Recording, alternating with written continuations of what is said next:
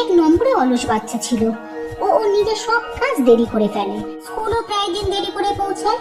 এই কারণে ওকে রোজ বকা খেতে হয়। নাই কামিং টিচার। এটা কোনো স্কুলে আসার সময় হলো? পুরো 1 ঘন্টা দেরি করে এসেছো। কান ধরো আর যাও, দরজার বাইরে দাঁড়িয়ে থাকো। সরি টিচার, ঘুম থেকে উঠতে একটু দেরি হয়ে গেছে। রোজ এই বাহানা চলবে না। একটা অ্যালার্ম ঘড়ি কেনো আর অ্যালার্ম দিয়ে ঘুমাও।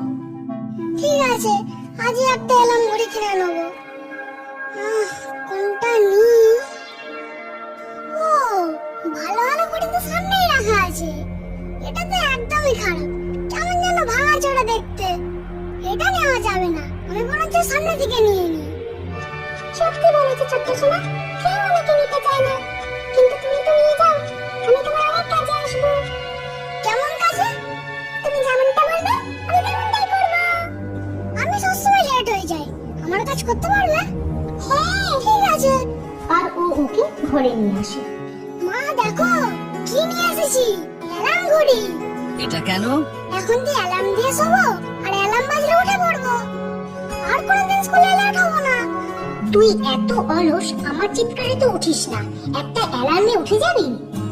হ্যাঁ উঠে যাবো মা, এটা তো হাতেই থাকবে, যখন বাজবে তখন উঠে যাবো। আর বাবলু অ্যালার্ম দিয়ে শুয়ে পড়ে। সারা রাত ওকে ঘুমোতে দেখে ঘড়ি খুব খুশি হয়, আরো ভাবে কি ভালো ছোট্ট সোনা, আমাকে ওই নোংরা দোকান থেকে বের করে এনে এই সুন্দর ঘরে নিয়ে এসেছে। আমি ওর সাথে এখন আরাম করে থাকবো। আরে, ও তো অ্যালার্ম দিয়েছে, যদি আমার অ্যালার্ম বেজে ওঠে তো উঠে পড়বে। বেচারা কি ভালো ঘুমোচ্ছে। ওর ঘুম নষ্ট করবো না, আমি অ্যালার্মটা একটু এগিয়ে দিই যাতে ওর ঘুম কমপ্লিট হয়ে যায়। ব্যাস, ঘুম হয়ে গেছে, এবার স্কুলের জন্য তৈরি হয়ে গেল। আর আমি তো 7টায় অ্যালার্ম দিয়েছিলাম, এটা 9টায় বাজলো কি করে? ও, আমি তো আবার লেট হয়ে যাব। মনে হয় ঘড়িটা খারাপ, 7টায় বাজার কথা আর 9টায় বাজলো। মনে হয় ঘড়িটা আমার ক্ষতি করিয়েই ছাড়বে, ঘড়িটাকে আমি ফেলেই দেবো। না না, আমাকে ফেলো না, আমি তো তোমার ভালো করার জন্য অ্যালার্ম এগিয়ে দিয়েছিলাম। কি আরামে ঘুমাচ্ছিলে তুমি। আমি তো শুতেই চাইছিলাম, 10টায় আমার স্কুল, এখন তো 9টা বেজেই গেল। 1 ঘন্টার মধ্যে আমি কি করে তৈরি হব? আজ মনে হয় বকা খেতেই হবে। না তুমি বকা খাবে না, যতক্ষণ না তুমি তৈরি হয়ে স্কুলে পৌঁছবে তার আগে পর্যন্ত স্কুলের কোনো ঘড়িতে 10টা বাজবে না। এটা কি করে হবে? এমনটাই হতে পারে, আমি করতে পারি। যদি করতে পারো তাহলে করো। বাবলুর স্কুলের সব ঘড়িতে 9:30 বেজে থাকুক। বাবলু তৈরি হয়ে স্কুলে পৌঁছে যায়। তখন ওখানে পুরো ক্লাসে কেউ ছিল না। ও চমকে ওঠে। কি হলো? আমি নিজেই লেট হয়ে গেছি, এখানে কেউ আসেনি? এখন তো 9:30 বাজে, এবার ধীরে ধীরে সব ঘড়িগুলো চলতে থাকবে আর তখনই 10টা বাজবে।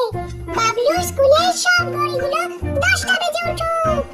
আশ্চর্য, সব সময় দেরি করে আসা বাবলু আজ হঠাৎ সবার আগে চলে এলো। বাবলু সারাদিন স্কুলে খুব ভালো কাটে। ঘরে এসেই ও ওর নিজের ঘরে গিয়ে বিকেল থেকে ভিডিও গেম খেলতে শুরু করে দেয়। কি বাবলু, তুমি খুশি তো? হ্যাঁ, আমি গেমের একদম লাস্ট পর্যায়ে আছি, কিন্তু এখন তো 9:15 বাজে। 9টা বাজলেই মা খেতে ডাকবে, আর গেমটা কমপ্লিট করতে পারবো না। ডোন্ট ওয়ারি, যতক্ষণ না তুমি ফাইনাল স্টেজ ক্রস করবে 9টা বাজবে না।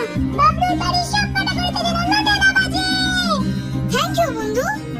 বাবলু, তোমার সব কাজে সঙ্গ দিচ্ছি, কিন্তু এটা ঠিক হচ্ছে না। ঠিক না কেন? আজ তো আমাকে স্কুলে বকাও খেতে হয়নি, আর সবাই প্রশংসা করেছে, আর ঘরেও মা বাবা এখনো খেতে ডাকেনি। তাই আমি আমার গেমটা কমপ্লিট করতে পেরেছি, কি আনন্দ। কিছুদিন পর বাবলু পরীক্ষা শুরু হয়। ও খাতায় লিখতে থাকে, কিন্তু লেখার অভ্যাস না থাকায় ওর লিখতে দেরি হয়। আর ও তখন ঘড়িকে বলে 2 ঘন্টা বুঝবো, 2 ঘন্টা কমপ্লিট হয়ে গেলে টিচার খাতা নিয়ে নেবে আর আমি ফেল হয়ে যাব। তাহলে তাড়াতাড়ি লেখো না। না না, আমি তাড়াতাড়ি লিখতে পারবো না, প্লিজ কিছু করো। ওকে, শহরের সব ঘড়িগুলোতে 12:30 হয়ে যাক। হ্যালো, হ্যাঁ হ্যাঁ, হুম হুম, ওকে। বাচ্চাদের প্যারেন্টসের ফোন ছিল, ওরা সরি বলছিল যে ওদের ঘড়ি খারাপ ছিল। ওরা এখনই জানতে পেরেছে যে 12:30 হচ্ছে। তুমি আরামে পেপার দাও। এখন বাবলুর খুব মজা হয়। ও সময়ের অনুসারে নিজেকে না, নিজের অনুসারে সময়কে চালায়। এইরকমই একদিন যখন ও আরাম করে স্কুলে যাওয়ার জন্য পুরো শহরে ঘড়িতে সকাল 8টা বাজিয়ে রাখে আর স্কুলে পৌঁছায়। অন্যদিকে ওর বাবার হঠাৎ অ্যাটাক চলে আসে। মা তাড়াতাড়ি ওনাকে হাসপাতাল নিয়ে যায়, কিন্তু তখনও ওখানে ডাক্তার আসেনি। মা কাঁদতে কাঁদতে বাবলুকে ফোন করে, আর বাবলু তখনই স্কুল থেকে ছুটি নিয়ে হাসপাতাল পৌঁছায়। আর মায়ের কথা শুনে বাবলু চিন্তায় পড়ে যায় আর ঘড়িকে বলে, এটা কি হলো? এখন তো দুপুরে 1টা বাজে, কিন্তু ডাক্তার এখন এলো না কেন? তোমার কথাতে আমি পুরো শহরের ঘড়িগুলোতে এখন সকাল 9টা করে লিখেছি। তাহলে তাড়াতাড়ি টাইম কারেক্ট করো যাতে ডাক্তার আসে, না হলে বাবা মারা যেতে পারে। শহরের সব ঘড়িগুলো রাইট টাইমে হয়ে যাও। হে ভগবান, আজকে তো আমি অনেক লেট হয়ে গেছি, কোনো পেশেন্ট যে অসুবিধায় না পড়ে যায়। তখন ওনার কাছে রিসেপশনিস্টের ফোন আসে। এই কথা শুনে ডাক্তার বলে, ওনাকে এমার্জেন্সি ওয়ার্ডে অ্যাডমিট করো, আমি এখনই আসছি। আর ডাক্তার এসে বাবলুর বাবার জীবন বাঁচিয়ে দেয় আর বলে, আমি আরো 10 মিনিট লেট হলে তোমার বাবাকে বাঁচাতে পারতাম না। আজকের পর থেকে আমি কেন আর কেউ যেন না লেট হয়। তুমি ঠিক বলতে, সময়টা আমাদের হিসাবে না, আমাদের সময় হিসাবে চলা উচিত। তাহলে আমরা সুখে এবং শান্তিতে থাকবো। জাদুবাটি। অনেক বছর ধরেই আমাদের দেশে সামাজিক পারিবারিক শত্রুতা চলে আসছে। কেউ যতই তা বন্ধ করার চেষ্টা করুক সমাজ সংস্কারক হিসেবে, কিন্তু তা না কোনোদিন বন্ধ হয়েছে না বন্ধ হবে। এরকমই মঙ্গলপুর গ্রামে সোমনাথের পরিবারের সাথে কিছু লোক বিনা কারণেই শত্রুতা করেছিল। গ্রামের জমিদার থেকে শুরু করে গ্রামের সকলেই তার সুখী জীবন দেখে হিংসে করত। এই নাও সোনা, তোমার ব্যাগ আর টিফিন। আর শোনো, সন্ধ্যেতে তাড়াতাড়ি বাড়ি ফিরে এসো। আর মনে রাখবে শোনা, যে কোনো চেনা বা অচেনা লোক হোক, যদি বলে এটা খেয়ে নাও ওটা খেয়ে নাও কিংবা আসো তোমাকে বাড়ি ছেড়ে দিই, তাহলে ওদের কোনো কথা শুনবে না। কি বাবা, তুমিও না রোজ রোজ আমায় একই কথা বলো। বলতে হয় সোনা, সময় খুব খারাপ। বাবা যা বলেছে মনে রেখো, আর সাবধানে বাড়ি ফিরো।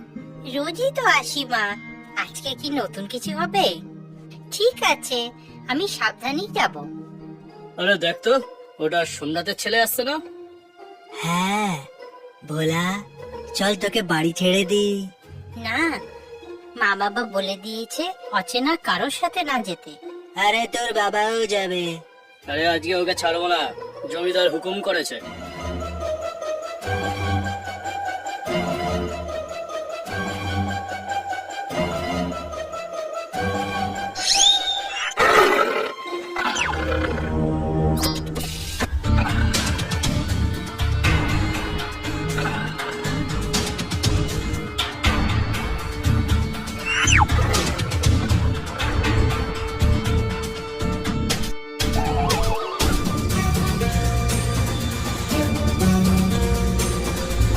সোনা, যদি তুমি কোনোদিন কাদায় পড়ে যাও তাহলে যতটা পারবে স্থির থাকবে, ছটফট করবে না। যত তুমি ছটফট করবে ততটাই তুমি ভেতরে চলে যাবে। যদি স্থির থাকি তাহলে বাঁচবো কি করে বাবা? বাবা, আর কি আমি তোমাকে আর মাকে কোনোদিনই দেখতে পাবো না? রাত কিন্তু আরো বেড়ে যাচ্ছে। যদি কোনো হিংস্র জন্তু জানোয়ার চলে আসে, যদি ঠিক সময়ে বাবার কথা মনে না আসতো, তাহলে আমি আরো গভীরে চলে যেতাম। কিন্তু বাবা, কি করে বাঁচবো আমি? কি করে?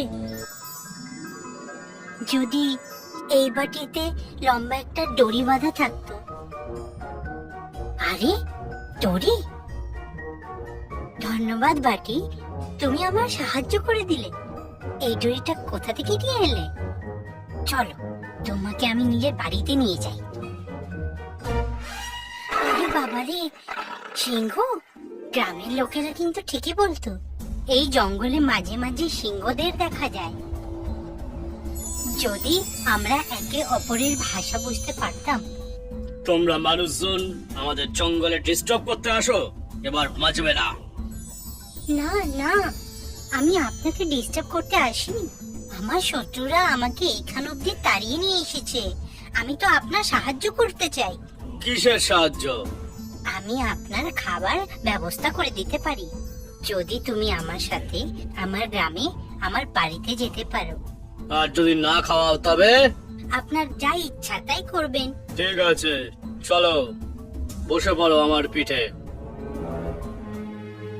কোথায় কোথায় খুঁজেছো ওকে? ঠিক করে খোঁজনি, খুঁজলে ওকে আমরা ঠিক পেয়ে যেতাম। যাও, আবার যাও। ঠিক আছে, যাচ্ছি। তুমি কেঁদো না, আমাদের ভোলার কিচ্ছু হবে না, ও ঠিক চলে আসবে। আরে আরে বাপরে, সিংহ, দরজা বন্ধ করে দাও। আরে দেখো, সিংহের পিঠে আমাদের ভোলা বসে আছে।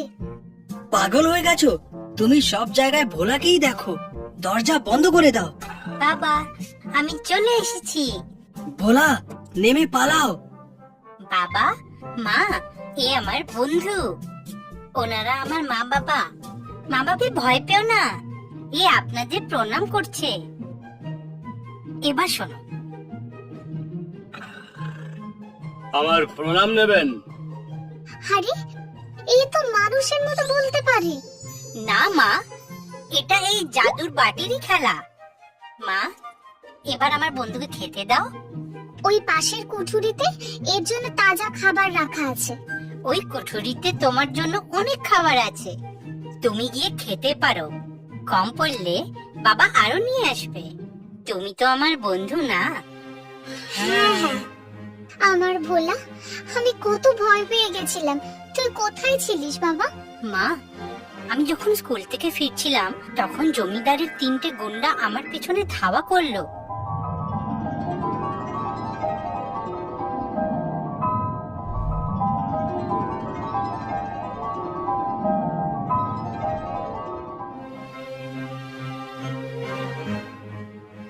দেখলে, বলেছিলাম না আমাদের ভোলার কিচ্ছু হবে না, ও ভালোই ভালো এসে যাবে। চল সোনা, তুই কিছু খেয়ে নে, খিদে পেয়ে গেছে হয়তো। জমিদার বাবু, আপনি?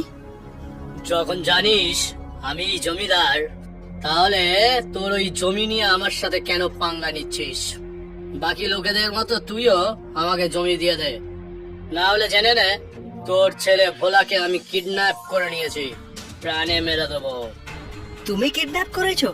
হ্যাঁ, আজ স্কুল থেকে ফেরার পথে আমার 3টে লোক ওকে নিয়ে জঙ্গলে গায়েব হয়ে গেছে, আর তখনই ফিরবে যখন জমি তুই আমার নামে করে দিবি।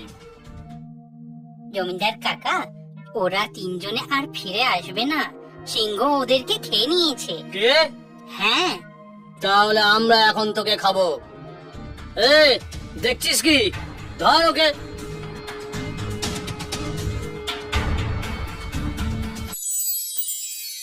বন্ধু সিংহ, আমাকে শত্রু হাত থেকে বাঁচাও।